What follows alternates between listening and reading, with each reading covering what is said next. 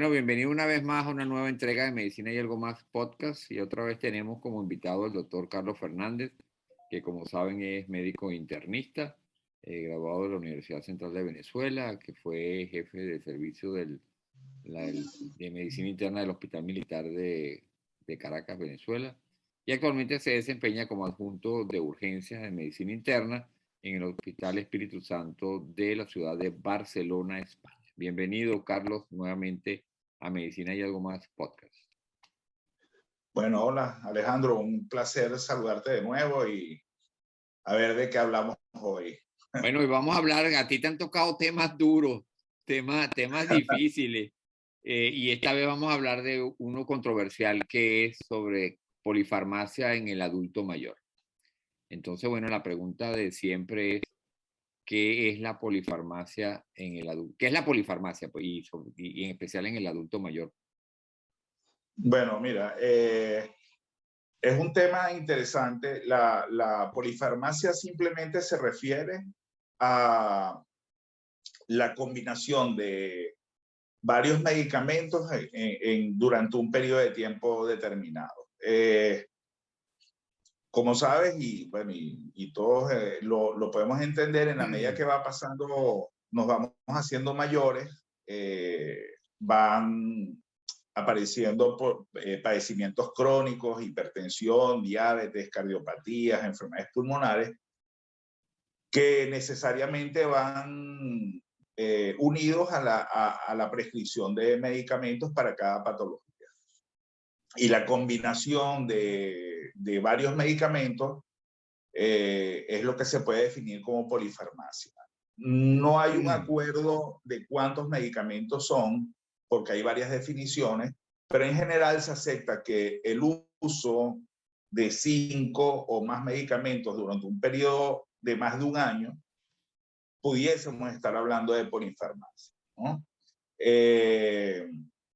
Entonces, en definitiva, la polifarmacia es eso, la combinación de, vamos a hablar hoy, que es lo más aceptado, de 5 o más medicamentos en una persona, un paciente, por más de un periodo de más de 5 años. Existe otro concepto que es la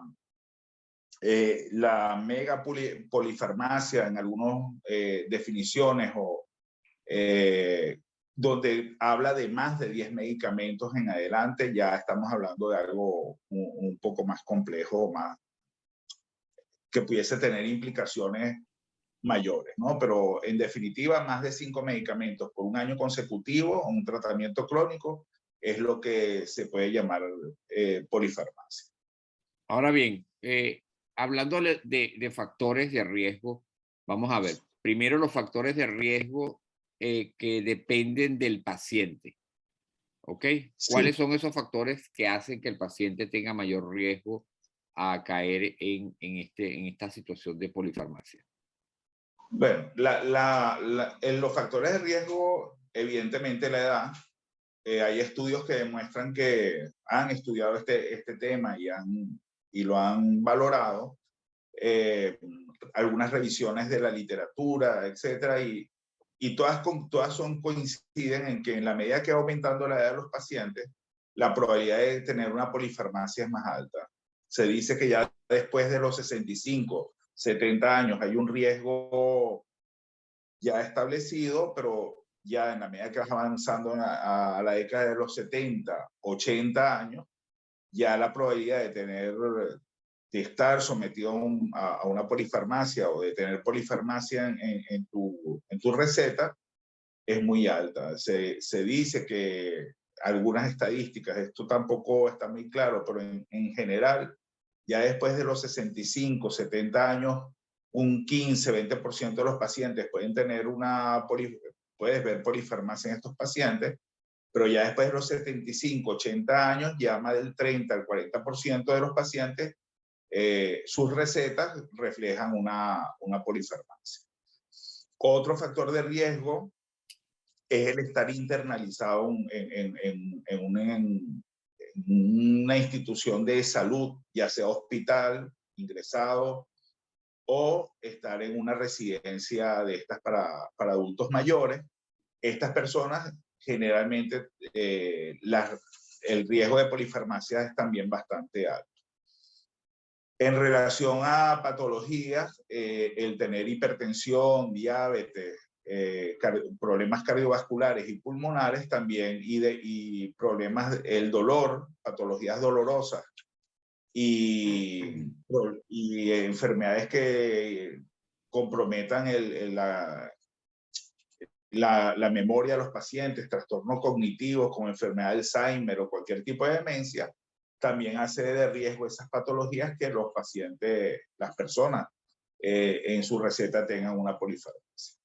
En general son eso la situación. Ahora bien, si el paciente, además de que va al médico, ¿verdad? Va y consulta con el doctor Carlos Fernández, le manda medicamentos, va a otro médico, vamos a ver eso después. Y además decide consumir plantas medicinales, ¿verdad? Sí. O el médico, o algún otro tipo de sustancias. Eso también se considera polifarmacia. Claro, pues le estás añadiendo algo, no es propiamente un fármaco, pero sí algo que ajeno a su receta, que pudiese afectar, interaccionar con, que lo vamos a hablar más adelante, porque el problema de la polifarmacia no es la cantidad de medicamentos que se indica.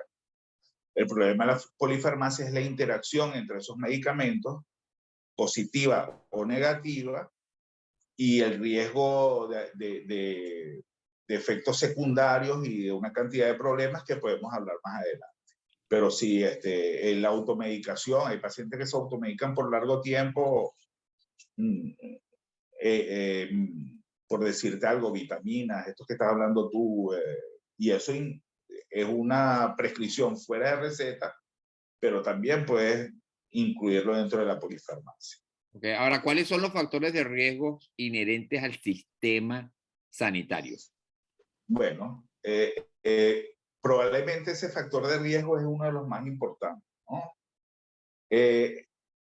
Cuando eres visto, aquí le dicen visitado, consultado por más de un médico, en la medida que aumenta la cantidad de especialidades que te ven o te visitan, por ejemplo, vas a un endocrino, un internista, un cardiólogo porque tienes un problema cardiovascular, y después vas a un neurólogo porque tienes un problema de memoria, seguramente cada uno de estos médicos te indicarán 1 o 2 medicamentos. Cuando lo sumas, ya estás pasando de 5 medicamentos. Entonces, la cantidad de médicos que visite o que vea a un paciente aumenta el riesgo de polifarmacia cuando hay varias especialidades involucradas en la atención de una persona. Y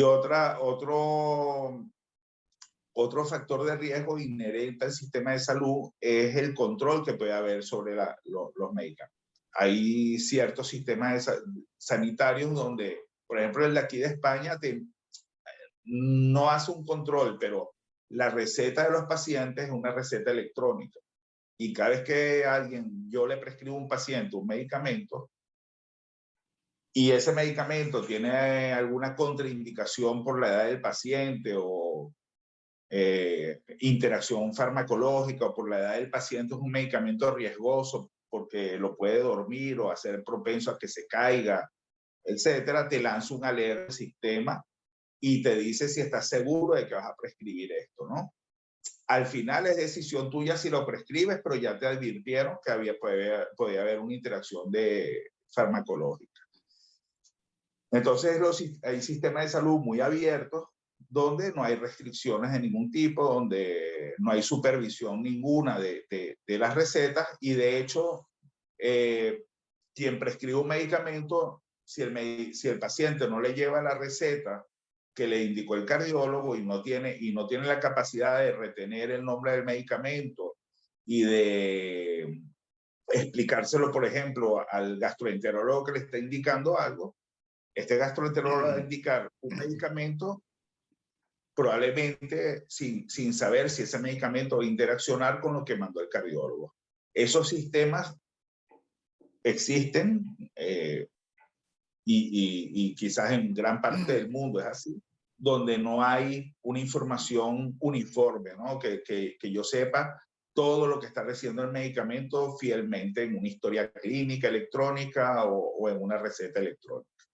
Claro, si bien la responsabilidad de una parte recae sobre el paciente que debería informar a su médico, mire, doctor Fernández, a mí me vio el doctor tal y esta es lo que me prescribió.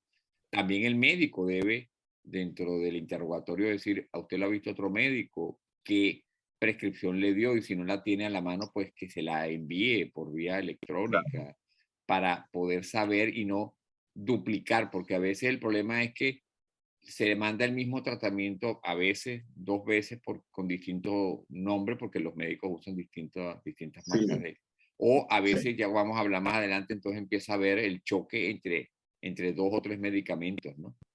Que sí, sí. vamos a ver de qué modo puede afectar, pues, eso, la salud de la persona, ¿no? Entonces, vamos a entrar en ese punto, que es, ¿qué es la interacción de medicamentos y cuántos tipos de interacción hay? Bueno, mira, cada medicamento tiene un comportamiento en el cuerpo, ¿no? Antes de entrar en eso, para que lo entendamos bien, el medicamento cuando entra en cualquier organismo se somete a una cantidad de procesos biológicos y donde ese medicamento va sufriendo una transformación para o ejercer su acción o ser eliminado.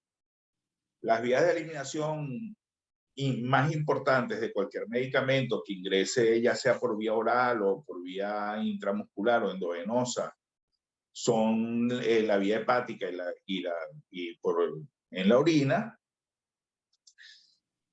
Y el comportamiento de estos medicamentos en la medida que avanza la edad, es decir, la disponibilidad del medicamento en el cuerpo y cómo se elimina, es diferente en una persona, un adulto mayor, que en una persona de menor edad o un adulto en una edad promedio de entre los, si podemos hablar, 40, 50 años, 45 años. El comportamiento de ese medicamento y la farmacocinética de ese medicamento es diferente, afectada por la edad. Y a esto le sumamos que la mayor parte de los medicamentos tienen interacciones. Es decir, que si tú utilizas, por ejemplo, que es una de las situaciones más riesgosas que hay, hablando de anticoagulantes, utilizar un medicamento, un anticoagulante como la warfarina o el acenocumarol, que son inhibidores de la vitamina K, combinar esos medicamentos con una lista interminable de otros fármacos, pudiese interaccionar de manera o favorable o desfavorable,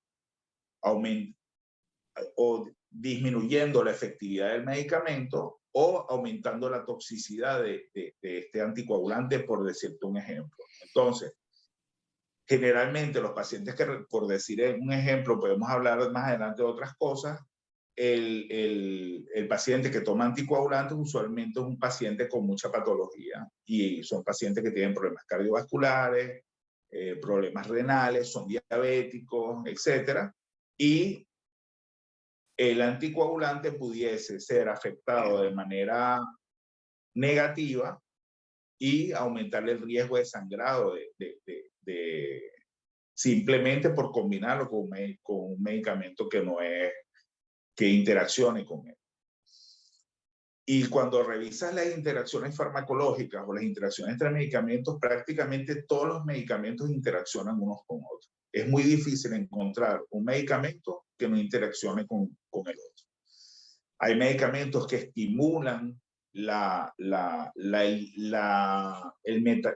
eliminación de un medicamento por vía hepática, activando un sistema de enzimas que no vamos a caer en la complejidad de ese complejo enzimático, que es el citocromo P450 y todas las enzimas que lo componen.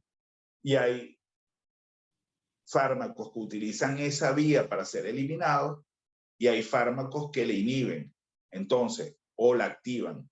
Si le inhiben, va a haber un exceso de acción del medicamento porque no va a ser eliminado efectivamente. Y si la sobreestimulan, la efectividad del medicamento que va a eliminarse por esa vía se va a eliminar más rápido y va a haber menos acción, vas a tener menos fármaco o molécula disponible para ejercer su acción farmacológica. Entonces es una situación bastante compleja. En conclusión, todos los medicamentos tienen potenciales interacciones y es una responsabilidad de quien lo indica conocer estos procesos y conocer las interacciones, sobre todo en medicamentos que tienen potenciales efectos tóxicos graves como el sangrado, depresión neurológica, riesgo de caídas, etc. Ahora bien, hablando de eso, de la interacción voy a usar estas palabras, pero a lo mejor no todo el mundo la puede tener clara, farmacocinética y farmacodinamia, pero digamos, la cosa puede empezar inclusive por medicamentos tomados vía oral. Hay otros medicamentos que pueden afectar la absorción de ese medicamento. Por lo tanto, me puedo estar tomando el medicamento que me mandó el doctor Fernández, pero como me mandaron otro medicamento porque fue a un gastroenterólogo, entonces ese medicamento que tú me mandaste no lo voy a absorber bien, entonces voy a tener menos cantidad de medicamento. Por ahí empieza la cuestión, ¿no? Sí. ¿Qué puede pasar ahí cuando eso sucede? Pues? Bueno, cuando bueno, es que incluso a la hora de prescribir un medicamento hay que explicarle a los pacientes. Hay medicamentos que el alimento favorece su absorción y hay medicamentos que es conveniente tomarlos en ayuno. Después. Perdón, ya ahí habría incluso una interacción entre algo que no es medicamento, sino los alimentos, pues como tal. O sea, que hasta allá va la situación, pues. Aunque no es medicamento, hay una interacción. Claro, entonces estamos hablando de que a los pacientes hay que explicarle bien estas cosas, porque a veces los tratamientos no son efectivos o vienen problemas de toxicidad precisamente por esto, porque tú le dices a un paciente, tómese esta píldora en la mañana, pero es que este medicamento, si te lo tomas con el desayuno, lo vas a absorber mejor. Entonces, te lo tienes que tomar en la mañana al momento de desayunar. Y probablemente si hay algún otro medicamento en la receta que interfiera con la absorción de este producto, tú le dices, bueno, pero no lo combine con este porque no lo va a absorber tampoco. Entonces, como tú bien dices, esto va más allá o sea, las aristas de este problema son varias y una es esa, la interferencia en la absorción de algún medicamento, de los productos que estamos indicando. De los medicamentos. Ahora, esa interacción puede ser que si yo combino dos medicamentos, uno puede hacer que el otro tenga menos efecto, pero por otro lado puede ser que haga que tenga más efecto y se presenten con más frecuencia los efectos tóxicos o adversos de ese medicamento. Exacto. Así. Hay interacciones que son nulas, hay medicamentos que da lo mismo indicarlos unidos o juntos, y está el otro que acabas de decir muy bien. O sea, entonces, ahora bien, ¿cuáles son las consecuencias? ¿Cuáles podrían ser? Ya numeraste algunas, pero en general, ¿qué consecuencias puede traer esta polifarmacia para el paciente? Bueno, se ha hablado mucho de las consecuencias. Hay cosas que son evidentes en la práctica clínica y otras lo que está escrito, ¿no?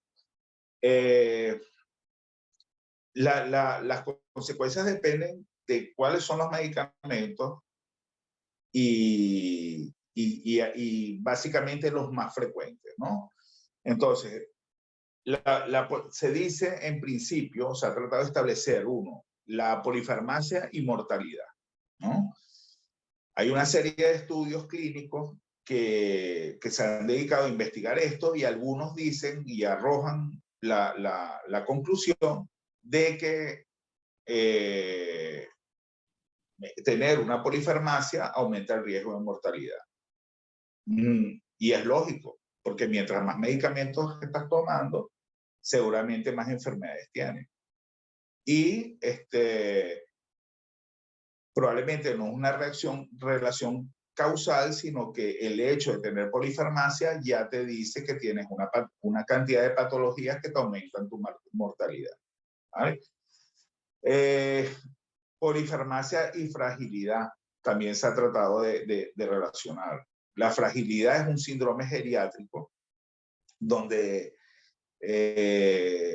como su nombre lo indica, habla de lo frágil que puede estar un paciente o lo susceptible de evolucionar mal y de quedar postrado en una cama y necesidad de asistencia, no poderse ayudar él mismo y su capacidad física ir disminuyendo.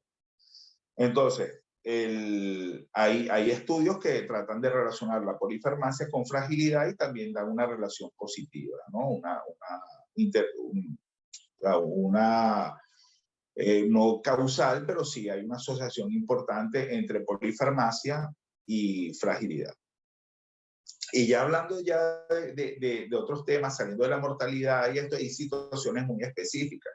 Por ejemplo, cuando tú tienes una polifarmacia donde hay una combinación, por ejemplo, de medicamentos neurolépticos, por decir algo, con medicamentos para dormir o medicamentos para el dolor con algún efecto opiáceo, eso está comprobado ampliamente que tienen esos pacientes, esas personas que son adultos mayores, que ya tienen algún problema para caminar, aumenta el riesgo de caída.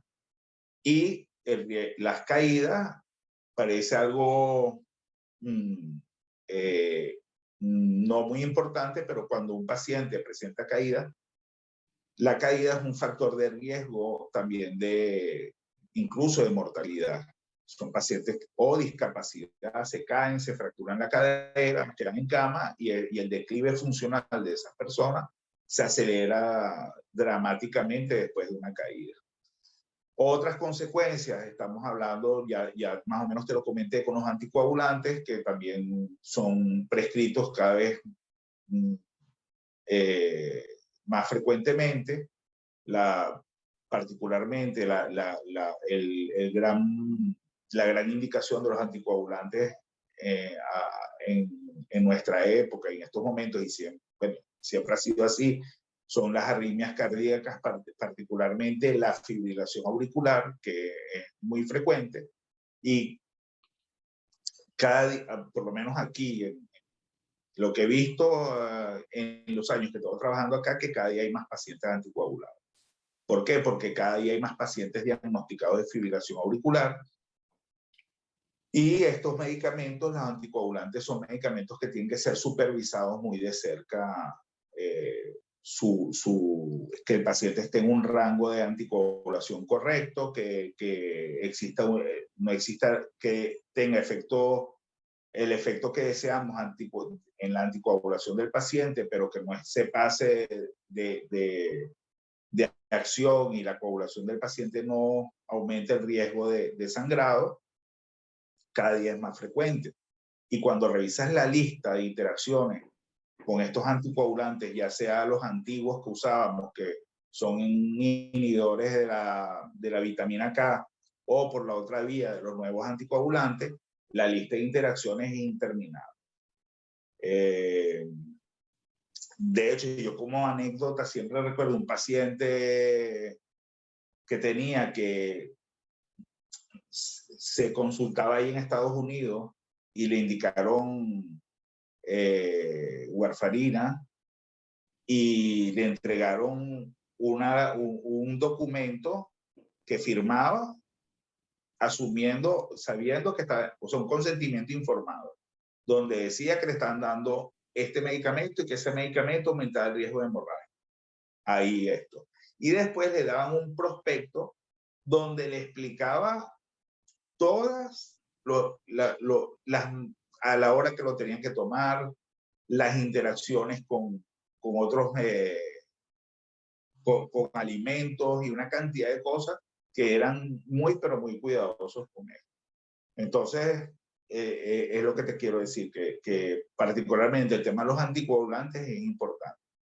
Y los otros grandes, el otro gran problema son los medicamentos para dormir y los psicotrópicos y estas medicaciones que también interfieren aumentan el riesgo de caídas. Y en pacientes, por ejemplo, que tienen un problema pulmonar, que hacen apnea nocturna, aumentan el riesgo de la apnea y están tomando una benzodiazepina, por decirte algo, y nadie ha visto que tiene un diagnóstico de apnea del sueño, por ejemplo. Entonces, es lo que te digo, que estos riesgos están ahí, siempre presentes. Ahora, ¿cuáles son los cambios, a grosso modo, pues, cuáles son los cambios que en el anciano, que en el paciente mayor, adulto mayor, se van produciendo en la medida que va aumentando en edad, que lo hacen propenso a que haya más problemas con el uso de varios medicamentos? ¿Cuáles son esos cambios? ¿En qué órganos específicamente? Bueno, es lo que te hablé, o sea, particularmente la absorción puede estar afectada. Ya el aparato digestivo de estos pacientes es diferente. Su situación cognitiva sí, puede también estar afectada y el paciente no entender o olvidar una dosis o tomar más de la dosis que le corresponde. O sea, el adulto mayor es complejo en ese sentido, ¿no? Entonces, por ahí empieza la cosa. Después la absorción, pueden tener problemas o su aparato digestivo se mueve más lento o más bien problemas de tránsito rápido y interferir con la absorción del medicamento. Y el otro, lo que dije hace rato, los sistemas metabólicos del adulto mayor ya también envejecen, por supuesto. Entonces el riñón, la función renal va cayendo, van desarrollando de alguna manera, de manera fisiológica, una pérdida de función renal, a veces hablando de insuficiencia renal, quizás en unas situaciones muy precoces o no tan avanzadas, pero su riñón no funciona igual y todo medicamento que vaya a ser eliminado por vía renal se va a ver afectado.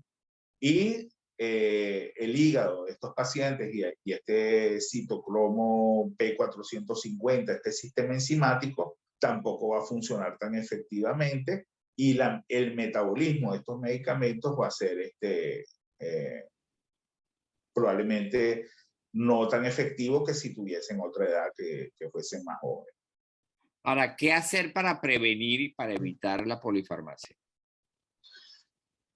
Bueno, primero educar, que a veces el médico lo ves como un prescriptor de algo, ¿no? Yo recuerdo una frase muy, muy, muy inteligente que nos decía el doctor Martínez Iturriza, que fue jefe de servicio de medicina interna, mi primer jefe de servicio hace muchos años, y él falleció hace unos 2 años, que es un internista venezolano pero muy con ideas muy claras para su época, y él nos decía siempre, el mejor medicamento es el que nos indica.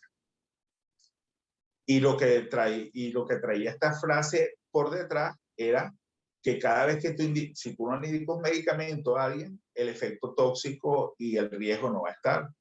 Entonces él nos decía esto, claro, siempre hay que medicar a los pacientes, pero responsablemente.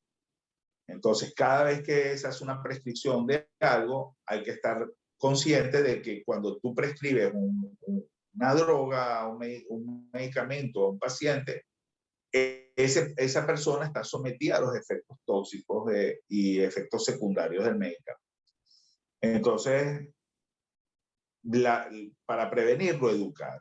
Los médicos que se forman en escuelas de medicina o hacen posgrados o residencias de posgrado, ese mensaje hay que írselo transmitiendo. Y nosotros, los que tenemos algún tiempo, cada vez que prescribo un medicamento, como se hace de manera muy automática, vamos perdiendo la costumbre o le vamos perdiendo el miedo al efecto secundario, ¿vale? Pero eso puede ocurrir y está allí. Entonces, estar siempre claro en que eso puede pasar. Después han habido una cantidad de herramientas, guías para tratar de prevenir esto. Por ejemplo, está la guía o las normas Start Stop, que lo que simplemente hacen es con una encuesta donde se evalúa el medicamento, que es otro concepto que hoy en día se maneja, además de la polifarmacia, que es dentro de esa polifarmacia, cuáles medicamentos no son necesarios. Entonces ahí hay que detenerse a revisar la receta del paciente y ver qué de ahí probablemente esa persona no necesita. Eso hay que hacerlo con mucho juicio porque hay que tener un conocimiento muy claro de las enfermedades que tiene y la necesidad o no de esto, de algo que está recibiendo. Y eso es el start inicial. Y el stop, cuando dices definitivamente cuándo vas a parar la medicación. Hay tratamientos, no necesariamente un tratamiento debe ser de por vida, que esa es la otra historia. En estos días vimos un paciente en urgencia que estaba con una gran obesidad y con un Cushing, comenzó a tomar corticoides y le iba bien con los corticoides, pero nadie le dijo o el paciente no se enteró cuando debía suspenderlo. Y ya tenía más de 1 año y medio tomando corticoides a altas dosis y desarrolló un Cushing y él no le prestó atención a esto, ¿no? Entonces, no necesariamente un medicamento es de por vida. Puedes tú elegir cuando pararlo o cuando aparecen efectos secundarios, cuando lo quieres cambiar por otro que tenga menos efectos secundarios o que ya el paciente no lo necesite. Que esta es una situación muy, muy dinámica, ¿no? Donde el médico tratante o la persona que lleva el caso debe permanentemente ir evaluando qué necesita y qué no, y es dinámico. O sea, tú puedes perfectamente retirarle un medicamento a un paciente que ya no necesita y no dejárselo en esa receta de por vida cuando a lo mejor tú ves pacientes tomando tansulosina para la próstata y le hicieron una prostatectomía y bueno, ¿para qué quieres esto, no? Y va en su receta y queda ahí, ¿no? De por vida. Y es una situación muy, lo que te digo, depende mucho del juicio clínico y del médico. Ahora bien, Carlos, pero como estamos hablando de que la mayoría, de que esta situación se presenta más que todo en pacientes adultos mayores, también cobra importancia el entorno familiar, que Claro. también debe brindarle apoyo a esos médicos, a menos que el paciente esté en una casa hogar, es distinto. Vamos a ver, si está con la familia, también se debe instar, motivar a la familia para que le dé apoyo y supervisión durante la toma de los medicamentos, ¿verdad? Pero sí. si está en una, lo que llamamos nosotros una casa hogar o una casa de cuidado, el personal tiene que estar también al tanto y supervisar la toma de los medicamentos y no, por ejemplo, no dejar a la mano los medicamentos, ¿verdad? Si hay una persona que se los suministre, por eso que tú dijiste que de repente se le olvide si toma más de la dosis o no sabe si lo tomó, sino que hay algunos dispositivos donde se ponen las pastillas y ahí se sabe qué es lo que se está tomando diariamente, o sea, hay dispositivos que lo pueden ayudar, escribir, hacer un calendario, o sea, hacer una cantidad de cosas que ayuden a poner orden en esa polifarmacia cuando es necesaria, porque a veces no hay otra, no queda otro camino, sino que usar varios medicamentos por lo que tú dijiste, porque ese paciente tiene múltiples patologías y necesita muchos medicamentos. Pues. Sí. Ahora bien, ¿qué pasa cuando el paciente tiene complicaciones? ¿Qué se debe hacer? Si el paciente está en casa o si el paciente está en un hogar de cuidado. Bueno, hay complicaciones que son evidentes. Por ejemplo, que da mucha manifestación clínica y quizás la conducta más adecuada ante una situación grave es acudir directo a una urgencia médica, ¿no? Por ejemplo, un paciente que, volvemos al tema de los anticoagulantes, que esté sangrando de manera importante o o veas signos de sangrado, ahí no es lo que tiene que hacer cualquier persona, el cuidador o la institución donde esté, es derivarlo en urgencia para que por lo menos verifiques con algunos exámenes, algunas analíticas, qué es lo que está pasando con la coagulación de ese paciente. Por decirte algo, la somnolencia, los efectos de un paciente que ya tenga evidentemente una depresión neurológica que lo lleva a despertarse con dificultad o no despertarse, bueno, eso son urgencias médicas. Pero hay otros efectos que son más sutiles, que no se ven, que son muy solapados. Entonces, identificarlos a veces no es sencillo, ¿no? Porque el paciente puede estar, por ejemplo, haciendo hipoglicemias nocturnas y no se entera, y no se va a enterar nadie. Entonces, y te estoy hablando, por ejemplo, del uso de insulina o medicamentos antidiabéticos orales, que es otra complicación importante y que a veces no da sintomatología como una hipoglicemia muy profunda, pero estos pacientes hacen hipoglicemias que no dan síntomas, y la mejor manera de detectarlo es haciendo controles de la glucemia periódicamente. Cuando un paciente se empieza a caer con frecuencia o se cae con frecuencia, estos adultos mayores que empiezan a presentar caídas, una de las primeras cosas que hay que hacer no es revisarle los zapatos, si se los pone bien o no, o si el andador que usa está bien o no. Lo primero que hay que hacer es revisar la receta que tiene y ver cuáles de estos medicamentos pudiesen estar relacionados con las caídas del paciente. Entonces ahí entra como una actividad como de detective, ¿no? Agarrar y revisar la receta y tratar de ver qué es lo que puede estar pasando. Si ves algunas alteraciones de laboratorio, por ejemplo, que el medicamento tenga alguna acción sobre el hígado tóxica, y tú ves que un paciente empieza sus pruebas hepáticas a alterarse, una de las cosas a investigar es que algún medicamento tenga un efecto tóxico sobre el hígado. Y así podemos ir hablando de deterioro de la función renal, que su riñón empieza a fallar, que en exámenes también empieces a ver que un aumento de la creatinina, una alteración del filtrado glomerular. Probablemente, a veces es un medicamento de estos que está haciendo un efecto negativo sobre el riñón y puede pasarse si no se piensa. ¿De acuerdo? Entonces, es una labor pero muy, hay que hacer las cosas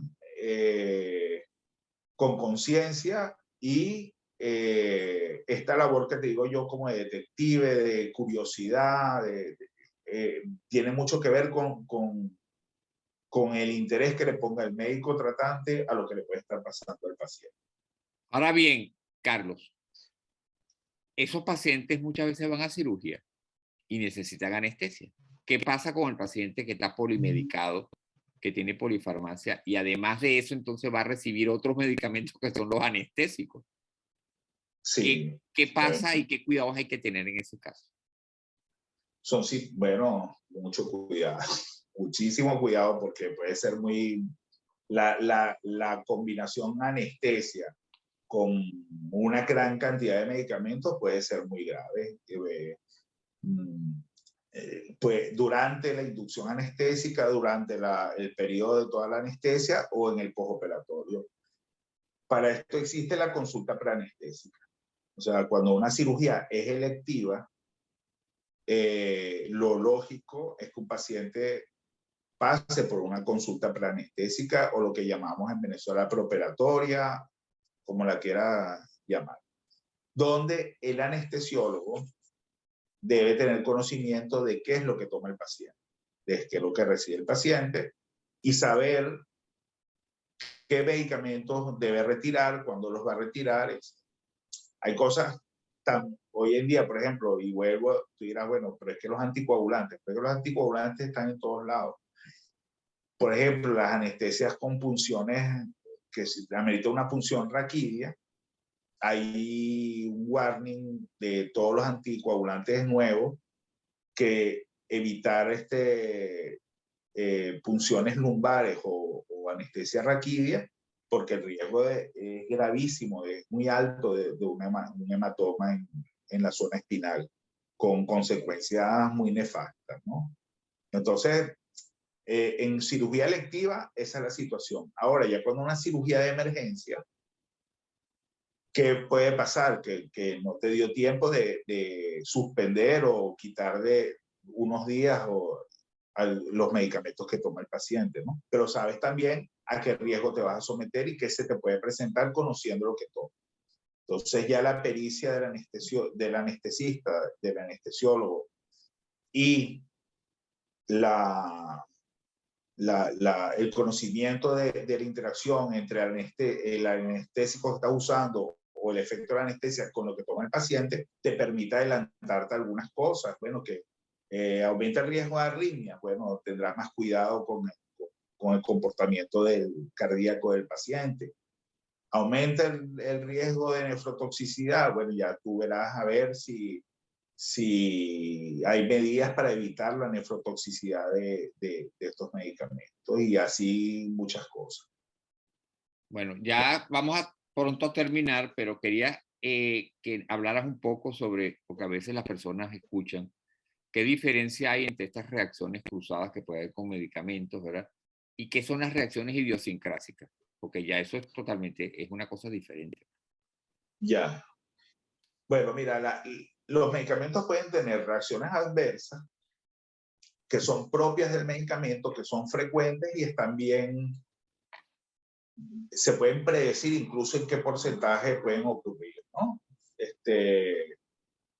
Hay las reacciones alérgicas a los medicamentos, que ya es una reacción de tipo donde hay una respuesta inmunológica con activación del sistema de alergia de la persona, y aparece la propia reacción alérgica con o lesiones en el pie, en la piel, prurito, mancha, dificultad respiratoria, edema de glotis, que es lo más grave que puede pasar, y una situación muy aparatosa como el edema neurótico, el edema de glotis, ¿no? Eso es una reacción alérgica, y a veces los pacientes mismos lo confunden. Los pacientes muchas veces explican una reacción adversa, que es un efecto secundario, como alergia. Entonces, con eso hay que tener también cuidado, porque a veces tú le preguntas, ¿usted es alérgico a la penicilina? Sí, yo soy alérgico a la penicilina. Ay, ¿qué le pasó con la penicilina? No, que la tomé y me dio diarrea, por ejemplo, ¿no? Eso no es una reacción alérgica. Entonces, y quedan etiquetados como alérgicos a la penicilina de por vida, y no lo son. Entonces, eso. Y la reacción idiosincrática se refiere especialmente a un efecto poco frecuente que ocurre al exponerse a un fármaco. No está reportado dentro de los efectos frecuentes, y en una persona puede ocurrir esa reacción. Son muy infrecuentes, son a veces incluso anecdóticas, pero existen las reacciones idiosincráticas. Ok. Y ahora, para terminar, unas palabras sobre qué es lo que se ha dado a llamar los síndromes geriátricos. Bueno, la geriatría, que es por decirlo, la especialidad médica que se dedica a la atención del adulto mayor, ha evolucionado. Ha evolucionado, y cuando la estudias, hablas de los síndromes geriátricos. ¿Qué son los síndromes geriátricos? Son los problemas del adulto mayor, o sea, el grupo de enfermedades o patologías más frecuentes en adultos mayores, que representan un problema real, ¿no? Entonces ahí consigues la demencia, consigues las caídas, esto de la polifarmacia, en algunos libros ya lo encuentras como un síndrome geriátrico, por decirte algunos, la sarcopenia, la pérdida de masa muscular, son catalogados como las lesiones por presión, las úlceras de cúbito y esto, todo lo que esté asociado o que sea frecuente en un anciano, lo agrupan dentro de los síndromes geriátrica. Perfecto. Bueno, yo creo que con esto finalizamos y espero que quede y quedó, creo que claramente abordado el tema sobre esta situación de polifarmacia que, digamos, hay que prestarle atención y la idea pues del podcast es que la gente tome conciencia, ¿verdad? Y los familiares de los pacientes adultos mayores tomen conciencia acerca de que esta es una problemática que realmente existe, ¿verdad? Y que hay que hablar claramente con los médicos tratantes, cuando son varios, y mantener la supervisión sobre el adulto mayor. ¿Ok? Bueno, gracias Perfecto. Carlos por haber estado presente acá y quedas nuevamente, por supuesto, invitado a una nueva entrega de Medicina y Algo Más. Bueno, muchas gracias. Hasta luego.